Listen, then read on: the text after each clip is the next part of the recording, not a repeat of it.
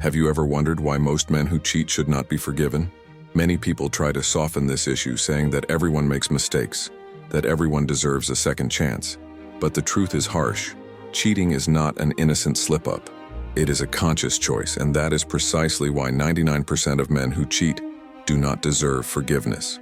Imagine the scene: a relationship built over years with trust, intimacy, plans for the future.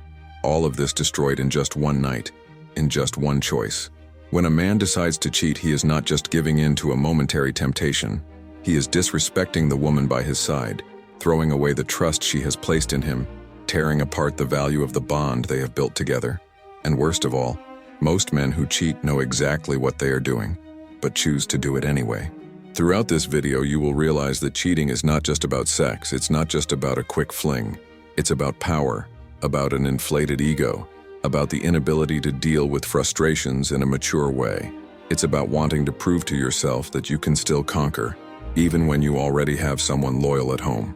And that says a lot about the character of those who cheat. Another important point: cheating is almost always planned. Contrary to what many people think, it rarely happens out of the blue.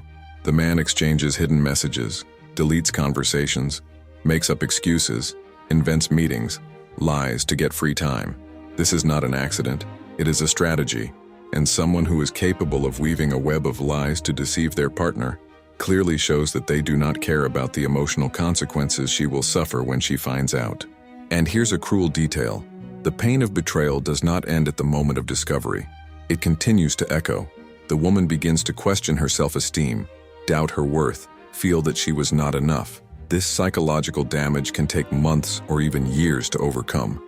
And a man who caused all this often still has the courage to ask for forgiveness as if it were just any mistake, something that should be forgotten overnight.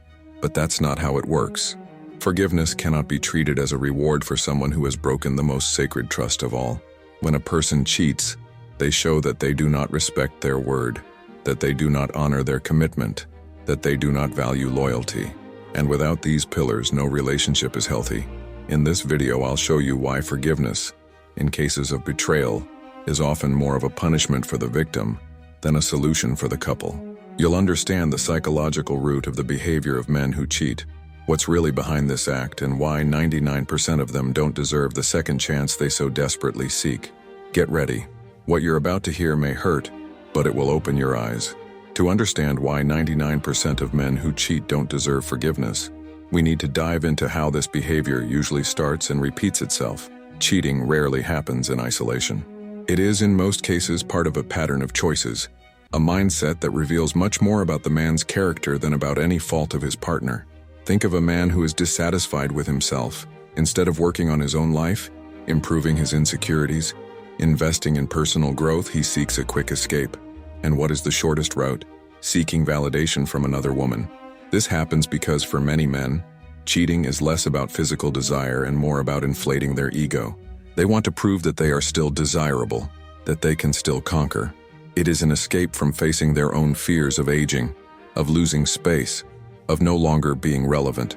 I'll give you an example that may seem too common, but which hides profound truths. Imagine a man who's been married for 10 years. He has children, a stable routine, a devoted partner who takes care of the house and supports his projects.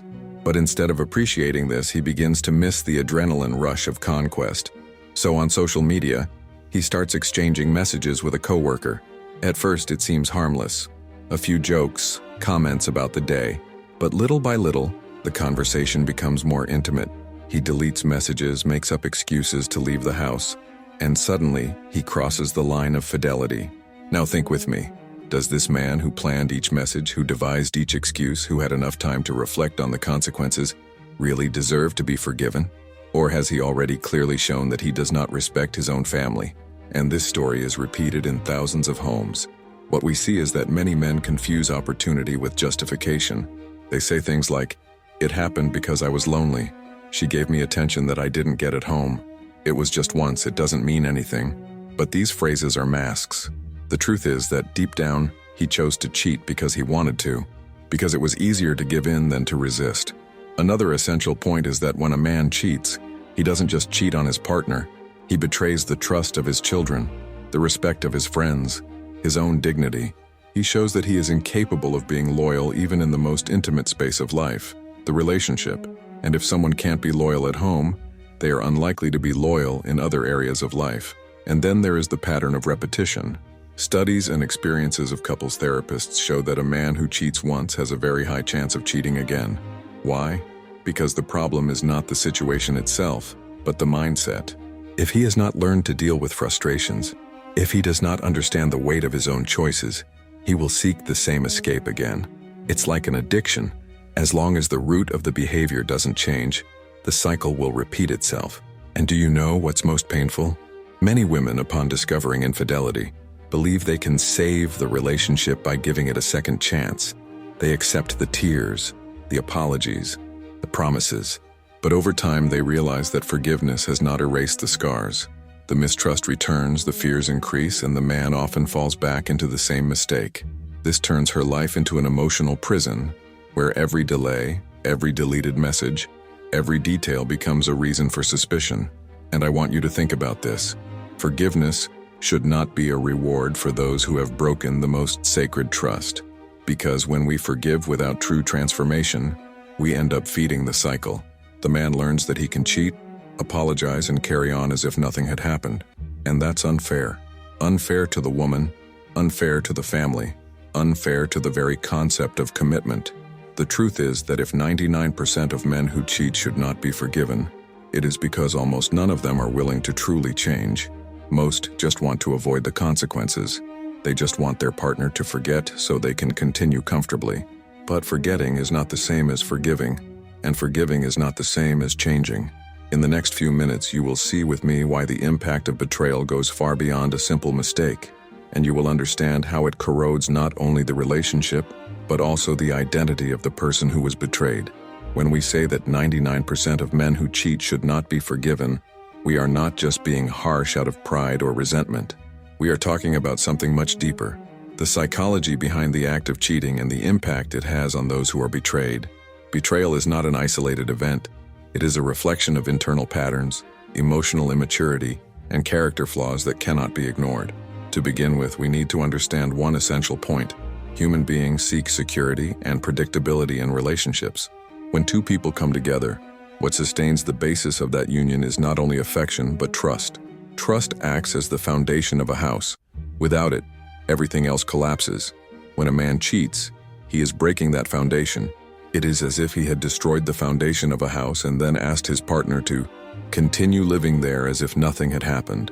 From a psychological point of view, betrayal causes real trauma. A woman who discovers she has been betrayed goes into a state of emotional shock.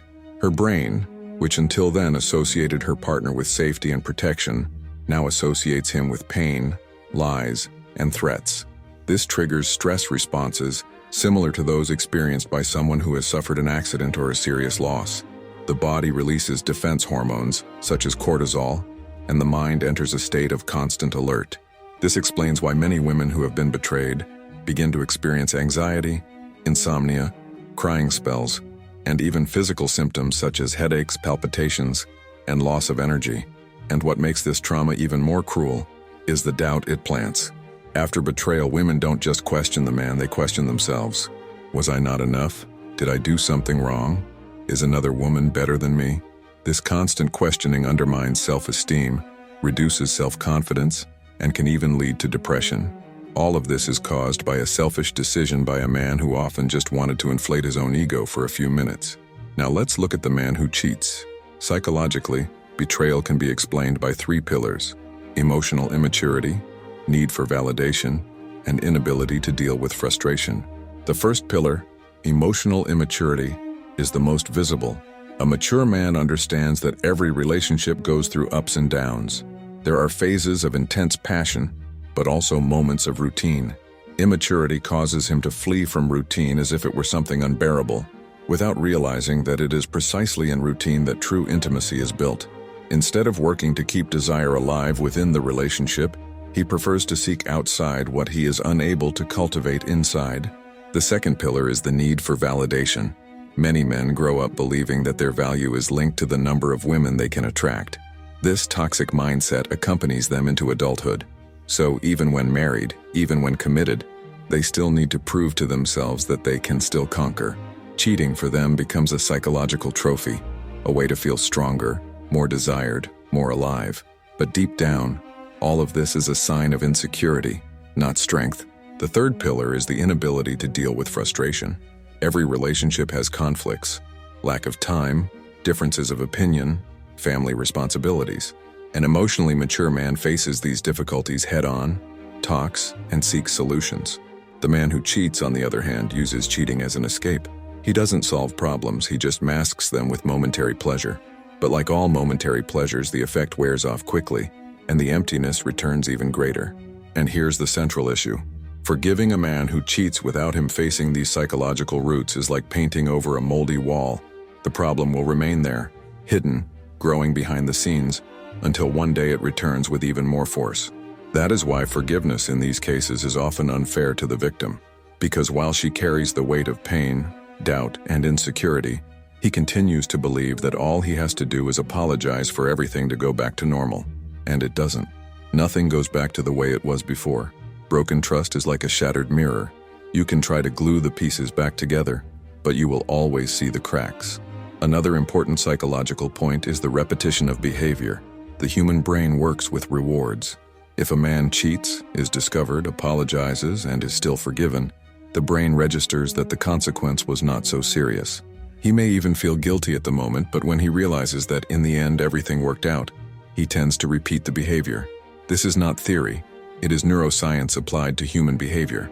Meanwhile, the partner who forgave him lives in a state of hypervigilance. Every time the phone rings, every time he is late from work, every time he quickly closes his cell phone screen, she relives the pain. And living in this constant state of mistrust is devastating. It's like carrying an open wound that never heals.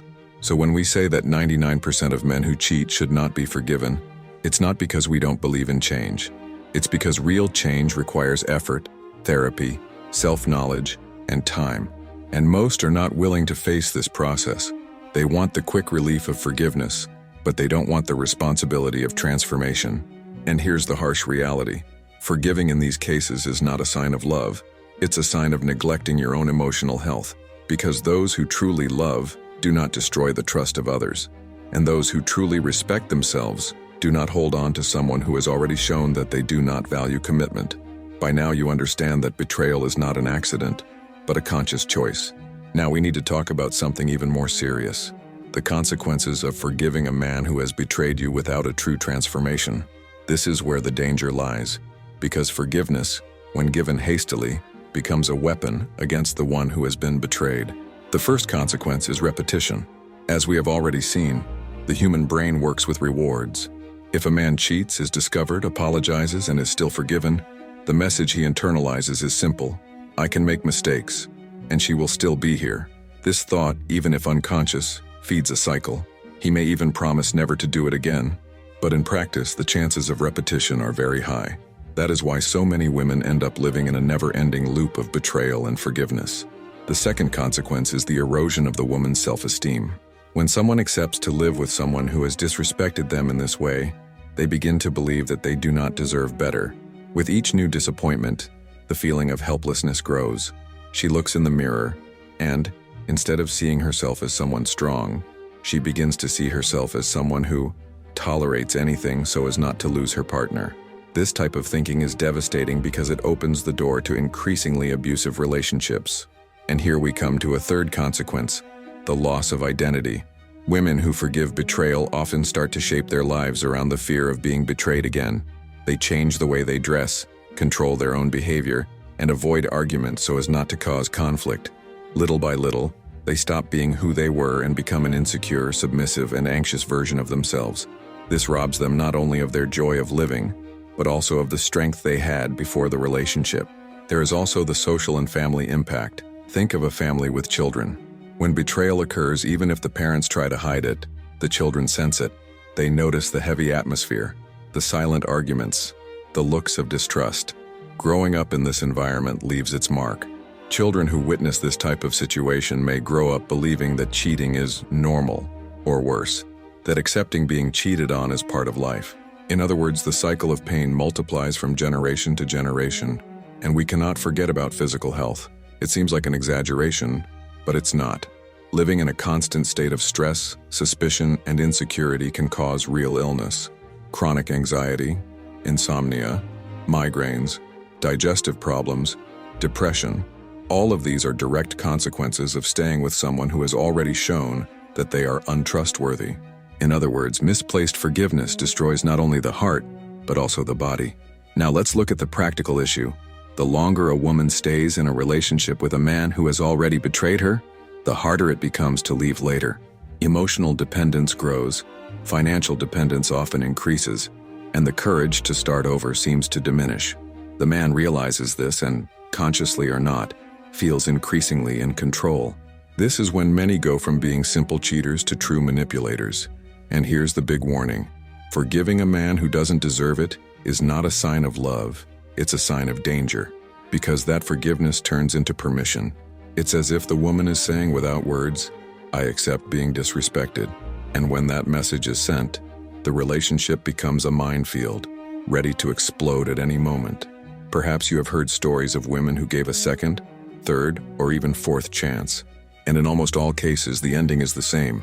More pain, more lies, more destruction. This happens because without real change, there is no reason to expect a different outcome. The urgency lies precisely in recognizing this as soon as possible. Every day spent in a relationship based on disloyalty is one day less of a full life, of peace, and of dignity. And I want you to reflect with me. How much is your peace of mind worth? How much is your mental health worth? How much is your dignity worth? No relationship should cost all that. When you stay with someone who has already shown that they do not value your loyalty, you are paying a very high price to hold on to something that, in practice, is already broken. That is why it is urgent to stop romanticizing forgiveness in cases of betrayal. Yes, forgiveness is a noble thing when there is genuine remorse, change, and effort. But in 99% of cases, forgiveness is just a way to prolong suffering. It's like keeping a wound open and insisting on not treating it, hoping it will heal on its own. It doesn't heal. It just gets infected and the pain only increases. The urgency, therefore, is not to forgive quickly. The urgency is to protect yourself. It is to set clear boundaries. It is to understand that those who have betrayed you must face the consequences and not hide behind the tears of an apology. Only then can the cycle be broken. Only then can the pain be prevented from repeating itself. We have reached the end of this reflection, and now you understand why 99% of men who cheat should not be forgiven. Not because forgiveness itself is a bad thing. On the contrary, forgiveness can be liberating. But because, in this specific case, forgiveness often becomes a prison for those who have been betrayed. What we have seen so far is clear. Betrayal is not a slip-up, it is a conscious choice. It stems from immaturity, the need for validation, the inability to deal with frustration, and in most cases, it is not an isolated act but part of a pattern. Forgiving without demanding real change is like feeding that pattern, giving the cheater the key to continue repeating the same mistake. We also understand the devastating consequences of forgiving without criteria. The woman's self-esteem is eroded, her confidence is destroyed, her identity is gradually lost. The family environment is marked by tension, and even physical health suffers from the effects of stress and anxiety. And worst of all, children, when they exist, grow up in an environment that normalizes disloyalty. This shows that misplaced forgiveness not only affects the direct victim, but spreads like a wave that affects everyone around them. That's why the central message of this video is simple and direct. Those who truly value you will not betray you. Those who respect their commitment will not break the trust that is the foundation of everything. And if someone has been able to destroy that trust once, the chances of them doing it again are enormous, unless there is a real, deep, and consistent effort to change. Forgiving may seem easier in the short term because it avoids arguments, prevents breakups, and gives the illusion that everything is fine. But in the long run, maintaining a relationship with someone who has not been loyal comes at a high price. It costs sleepless nights, it costs hidden tears, it costs the feeling of living in constant alert. This price is too high to pay in the name of a love that, in practice, has already been betrayed. The truth is that genuine forgiveness should only exist when there is true repentance. And true repentance is not just crying, apologizing, and promising. It is acting. It means seeking professional help, taking responsibility for the consequences, and showing in practice that loyalty has become a priority. But as we said from the beginning, In 99% of cases, this does not happen. What happens is just the desire to erase the consequences and move on as if nothing had happened. Therefore, the decision not to forgive in these cases is not a sign of weakness or resentment. It is a sign of strength, self-care, and self-respect. Because life is too short to be wasted on relationships that take more than they give, that hurt more than they heal, that destroy more than they build. And here's one last thought. If you've been betrayed, remember that it doesn't define who you are. The mistake is not yours. The mistake lies with those who did not know how to honor the trust they were given. And the best response you can give to this mistake is not to insist on a broken relationship, but to choose yourself. Choose your peace, your dignity, your freedom. Never forget, true love does not need excuses after betrayal, because true love does not betray,